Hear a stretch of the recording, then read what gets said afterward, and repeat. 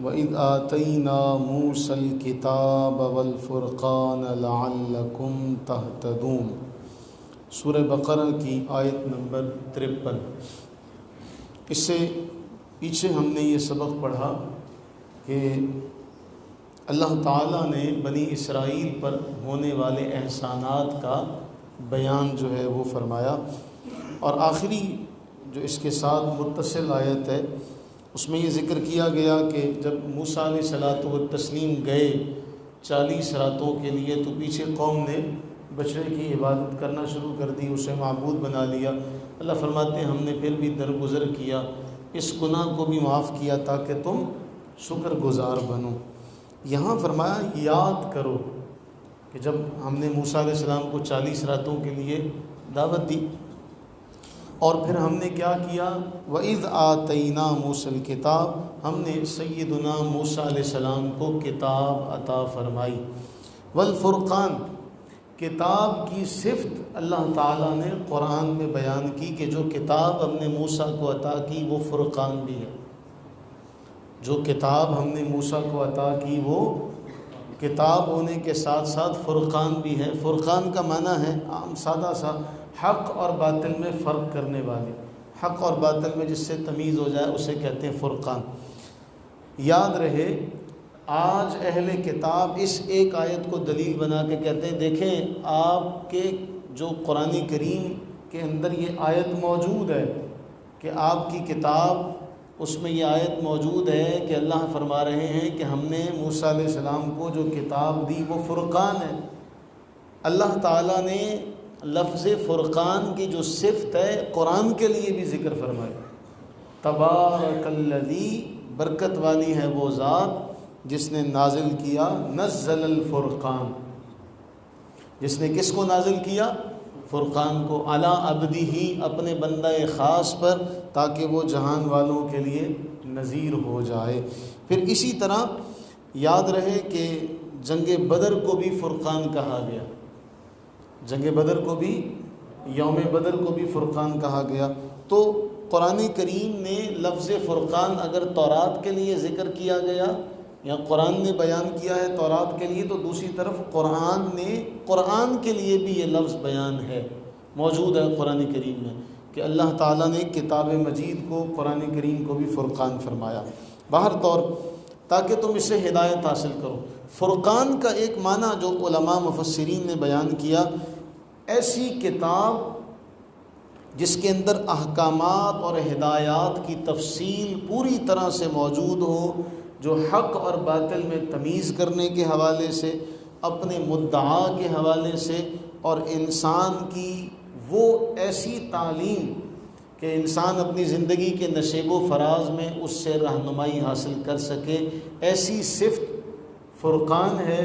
اور وہ تورات کے بارے میں بھی ذکر ہوا اور قرآن کریم کے بارے میں بھی ذکر ہوا۔ معلوم ہوا کہ اگر تورات فرقان ہے تو پھر کتاب مجید بھی فرقان ہے۔ اب یہ ایک الگ بات ہے کہ آج یہ تورات ان کے دست و برد سے محفوظ نہیں رہی، انہوں نے اپنے ہاتھوں سے اس میں بہت ساری تبدیلیاں ذکر کر دی، باہر طور ہم اس کی بحث میں نہیں جاتے۔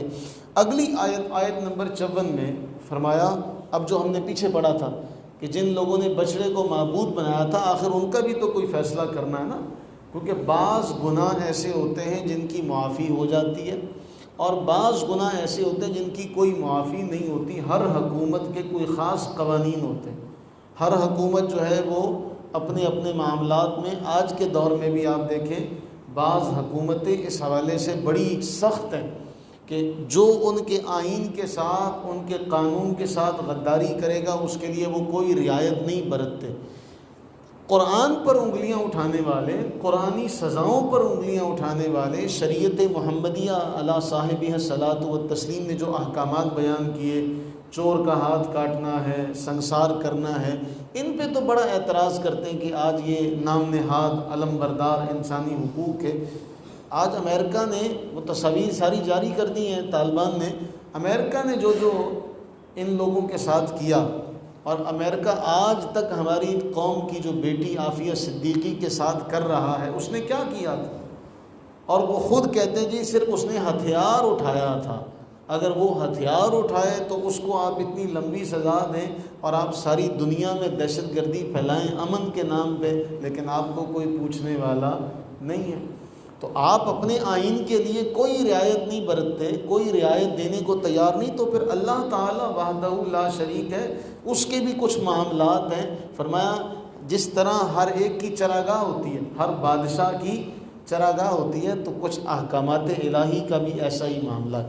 اب اس کے بارے حکم نازل ہوا، فرمایا ہم نے کہا اے موسیٰ یا قومی، آپ اپنی قوم سے کہیں، یہ سارا کا سارا معاملہ قرآن میں موجود ہے۔ وَإِذْ قَالَ مُوسَىٰ، جب موسیٰ علیہ الصلوٰۃ والتسلیم نے اپنی قوم سے کہا اے میری قوم، اِنَّكُمْ ظَلَمْتُمْ أَنفُسَكُمْ بِاتِّخَاذِكُمُ الْعِجْلَ، تم نے جو بچڑا بنایا تھا، یہ بنا کے تم نے جو اپنے اوپر ظلم کیا تھا، اس کا کفارہ یہ ہے کہ تم کیا کرو، اللہ کے حضور توبہ کرو، فَتُوبُوا إِلَىٰ بَارِئِكُمْ، اپنے باری یہ لفظ آیا باری، اپنے رب تعالیٰ کے حضور کیا کرو، توبہ کرو، اور کفارہ کیا ہے، فَاقْتُلُوا أَنفُسَكُمْ، اپنے آپ کو قتل کرو، ذَلِكُمْ خَيْرٌ لَكُمْ عِنْدَ بَارِئِكُمْ، تمہارے پیدا کرنے والے کے حوالے سے تمہارے لیے یہی فیصلہ بہتر ہے۔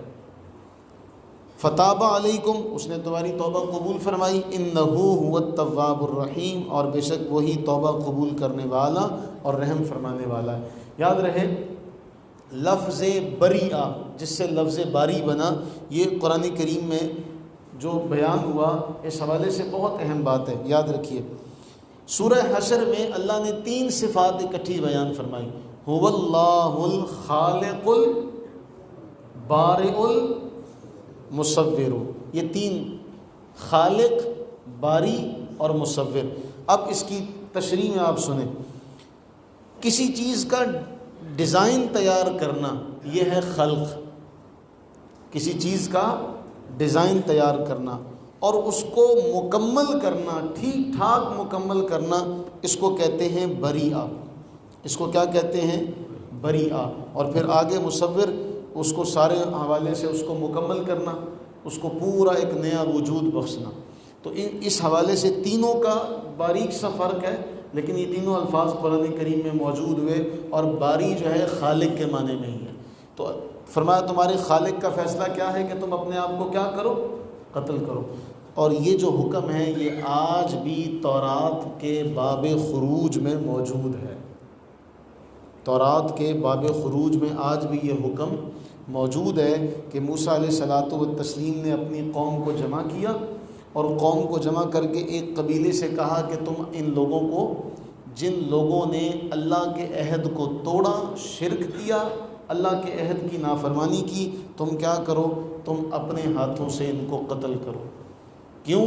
ان کا گناہ ناقابل معافی ہے، ان کا گناہ۔ تو 3000 افراد جو تھے ان کی قوم سے قتل کیے گئے، جنہوں نے بچھڑے کی پوجا کی تھی۔ قرآن کریم نے بھی یہ ذکر کیا کہ اللہ فرما رہا ہے کہ کیا کرو، اپنے آپ کو قتل کرو۔ اپنے آپ کو قتل کرنے کا معنی یہ نہیں کہ خود اپنے آپ کو مارو، کہ قوم کے وہ لوگ جو موحد ہیں وہ ان کو قتل کریں، جنہوں نے عہد کو توڑا، جو مشرک ہیں ان کو وہ قتل کریں۔ اس طرح سے ان کی قوم کے 3000 افراد جو تھے ان کو سزا کے طور پہ قتل کیا گیا۔ اور یہ ہے قانون کے حوالے سے بغیر لگی لپٹی بات کہ کسی کے لیے کوئی رعایت نہیں۔ بعض گناہ ایسے ہوتے ہیں جن میں کسی کے لیے کوئی رعایت نہیں۔ اللہ تعالیٰ نے بھی فرمایا اب کیا کرو، اپنے آپ کو قتل کرو، یہ ہے تمہاری توبہ۔ ہم توبہ کے حوالے سے کل انشاءاللہ بڑی اہم بات ہے جو ہم کل ذکر کریں گے۔ اللہ تعالیٰ سے دعا ہے کہ مولا کریم اپنی رحمت کا صدقہ ہمیں علم نافع عطا فرمائے اور ان باتوں کو یاد رکھنے کی، سمجھنے کی توفیق عطا فرمائے۔